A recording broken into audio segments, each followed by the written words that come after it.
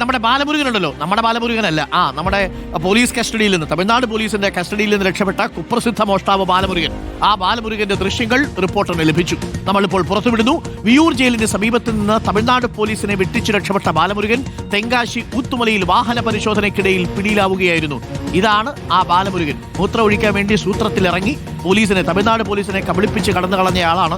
തമിഴ്നാട് പോലീസിലൊക്കെ വലിയ സ്വാധീനമാണെന്നാണ് കേട്ടത്. പക്ഷേ ഒടുവിൽ തമിഴ്നാട് പോലീസിന്റെ പിടിയിൽ തന്നെ പെട്ടു. കേരള പോലീസ് അവിടേക്ക് പോയി പൊക്കിക്കൊണ്ടുവരികയായിരുന്നു. 53 കേസുകളിൽ പ്രതിയാണ് ഇയാൾ, കേട്ടോ.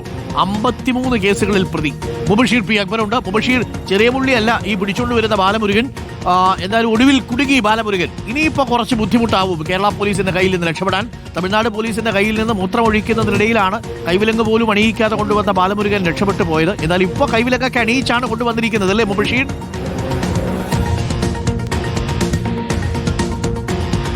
തീർച്ചയായും അരുൺകുമാർ, ഇപ്പോൾ കൈവിലങ്ങൊക്കെ തന്നെ അണിയിപ്പിച്ചിട്ടുണ്ട്. ബാലമുരുകനെ 2 മാസം നീണ്ട തെരച്ചിലിനൊടുവിലാണ് ഇപ്പോൾ തമിഴ്നാട് ക്യൂ ബ്രാഞ്ച് പിടികൂടിയിരിക്കുന്നത്. ട്രിച്ചി ഭാഗത്ത് ബൈക്കിൽ സഞ്ചരിക്കുന്നതിനിടയിലാണ് ഇയാളെ പിടികൂടിയിരിക്കുന്നത്.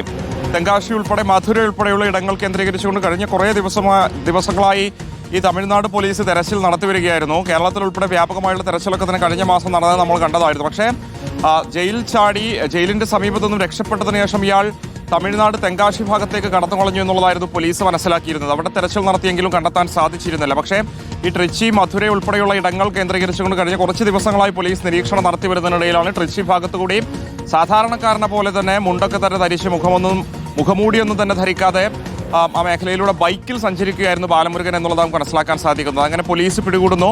തൊട്ടടുത്ത പോലീസ് സ്റ്റേഷനിലേക്ക് എത്തിച്ച് അന്വേഷണ സംഘത്തെ അങ്ങോട്ടേക്ക് വിളിച്ചു വരുത്തിയതിനു ശേഷം ഇത് ബാലമുരുകനാണെന്ന് സ്ഥിരീകരിക്കുകയായിരുന്നു. നിലവിൽ അദ്ദേഹത്തെ കോടതിയിൽ ഹാജരാക്കി റിമാൻഡ് ചെയ്തിട്ടുണ്ട്. വൈകാതെ തന്നെ തൃശൂർ സിറ്റി പോലീസിന് തമിഴ്നാട് പോലീസ് ഇയാളെ കൈമാറുമെന്നുള്ളത് നമുക്ക് മനസ്സിലാക്കാൻ സാധിക്കും. അതിൻ്റെതായ ചില നടപടിക്രമങ്ങളൊക്കെ തന്നെ പൂർത്തിയാക്കേണ്ടതുണ്ട്. ഒരു കൊലപാതക കേസിലടക്കം 53 കേസുകൾ പ്രതിയായിട്ടുള്ള ബാലമുരുകൻ നേരത്തെയും ജയിൽ ചാടിയിട്ടുണ്ട്. സമാനമായ രീതിയിൽ തമിഴ്നാട് പോലീസിന്റെ വീഴ്ച തന്നെയായിരുന്നു അപ്പോഴും ചർച്ച ചെയ്യപ്പെട്ടിരുന്നു. ഇക്കഴിഞ്ഞ നവംബറിലായിരുന്നു സമാന സംഭവം വീണ്ടും ആവർത്തിക്കപ്പെട്ടത്.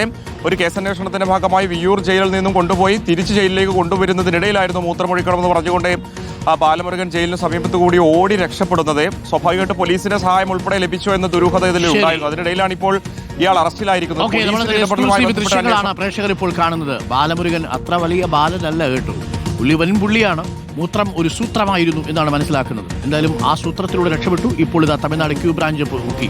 മാത്രമല്ല, ഇയാൾ പണ്ട് കേരളത്തിലെ ഒരു പോലീസ് സ്റ്റേഷനിലെ ഇയാളെ പിടികൂടി കഴിഞ്ഞിട്ട് അവിടെ പോലീസ് പിടികൂടിയതിന്റെ ദേഷ്യത്തിന് ആ സ്ഥലത്ത് പിന്നീട് അയാൾ രക്ഷപ്പെട്ടിട്ട് ഒളിച്ച് വേഷം മാറി താമസിച്ച പ്രതികാരം കൂടി ചെയ്ത കക്ഷിയാണ്. അങ്ങനെ ഒരു ചരിത്രം കൂടിയുണ്ട് ഈ ബാലമുരുകൻ.